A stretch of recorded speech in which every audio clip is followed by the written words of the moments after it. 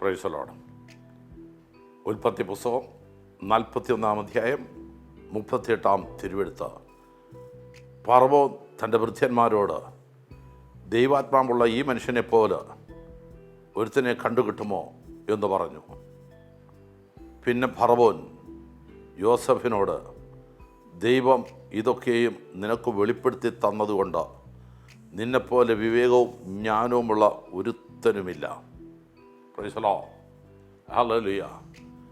ഈ തിരുവെഴുത്ത് സ്വപ്നം കണ്ട, ദർശനം പ്രാപിച്ച ഒരു ദൈവവേദൻ്റെ ജീവിതത്തിൽ എപ്രകാരവും മാനിക്കപ്പെടണമോ ആ നിലവാരത്തിലേക്ക് ദൈവം അവനെ ഉയർത്തിക്കൊണ്ടുവന്നു.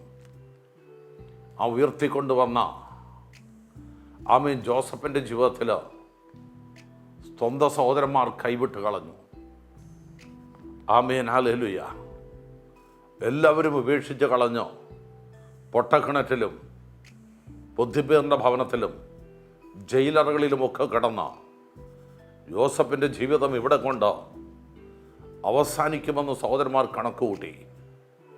പക്ഷെ സ്വർഗത്തിലെ ദൈവം കൊടുത്ത ദർശനപ്രകാരം അത് മുന്നോട്ട് പോയപ്പോൾ ആ ദർശനം തന്നെ എവിടെ എത്തിക്കണമെന്ന് സ്വർഗത്തിലെ ദൈവത്തിനറിയാം.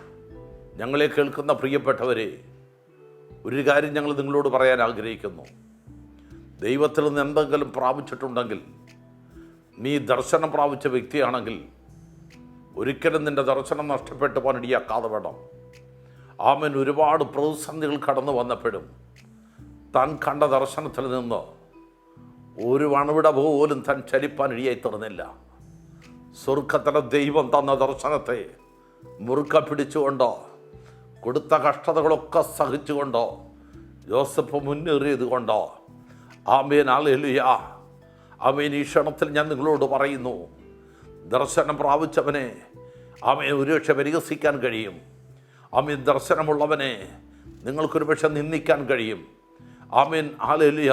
കൃപാവരം പ്രാപിച്ചവനെ കാണുമ്പോൾ ഒരുപക്ഷെ നിങ്ങൾ തള്ളിക്കളഞ്ഞെന്ന് വരാം. ആമേൻ. സ്വന്തം സഹോദരന്മാർ പോലും ജോസഫിനെ കണ്ട് ഇപ്രകാരം വിളിച്ചു പറഞ്ഞു, സ്വപ്നക്കാരൻ വരുന്നെന്നാണ് പറഞ്ഞതോ, ഞങ്ങളുടെ സഹോദരൻ വരുന്നെന്നല്ല പറഞ്ഞതോ, ഇല്ലേ ജോസഫ് വരുന്നതല്ല പറഞ്ഞതോ, നമ്മുടെ ഇളയ ആമേൻ അനിയൻ വരുന്നെന്നല്ല അവർ പറഞ്ഞതോ. അവർ അവനെ പരിഹസിക്കാൻ തുടങ്ങി.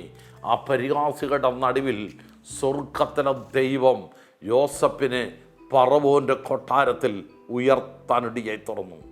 കാരണം അവൻ ദർശനമുള്ളവനാ. അവൻ ആമേൻ കൃപാവരങ്ങൾ പ്രാപിച്ചവനാ. ആ കൃപാവരങ്ങൾ പ്രാപിച്ചത് കൊണ്ടാ സ്വർഗത്തിലെ ദൈവം ജോസഫിനെ ഫറവോൻ്റെ കൊട്ടാരത്തിൽ ഉയർത്തുവാൻ തക്കവണ്ണം ഇടയായി തുറന്നു. അവനവിടെ ശ്രേഷ്ഠനാക്കി ദൈവം അവനെ തീർത്തു.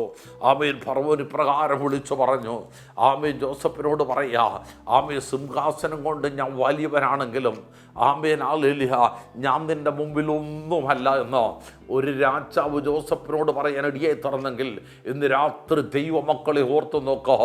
ഒരു ദൈവ പൈതൽ പ്രാപിച്ച ദൈവകൃപയുടെ ആമേൻ ഹല്ലേലൂയ ആ പവർ ഇന്ന് രാത്രി ഓർത്താൽ ഈ കൃപ പ്രാപിക്കാതിരിക്കാൻ കഴിയുമോ? ഈ കൃപയിൽ ആശ്രയിക്കാതിരിക്കാൻ കഴിയുമോ? ഇന്ന് രാത്രിയിൽ നാം ആശ്രയിക്കുന്ന ഈ ദൈവത്തിൻ്റെ കൃപയിൽ നാം ഏൽപ്പിച്ചു കൊടുക്കുന്നെങ്കിൽ സ്വർഗത്തിലെ ദൈവം നിന്നെ ശ്രേഷ്ഠമായി ഉയർത്തുവാനും മാനിക്കുവാനും കഴിയുന്ന ഒരു നല്ല കർത്താവിൻ്റെ പ്രസൻസ് ഈ നിമിഷം നിങ്ങളുടെ ജീവിതത്തിൽ വെളിപ്പെടുവാൻ തക്കവണ്ണം ഇടയായിത്തീരും.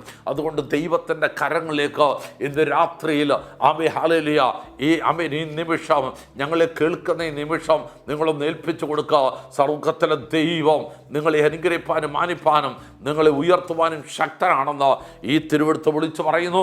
ഈ തിരുവെഴുത്ത് മുഖാന്തരം സർവശക്തനായ ദൈവം നിങ്ങളെല്ലാവരെയും ആമേൻ അനുഗ്രഹിക്കുമാറാകട്ടെ.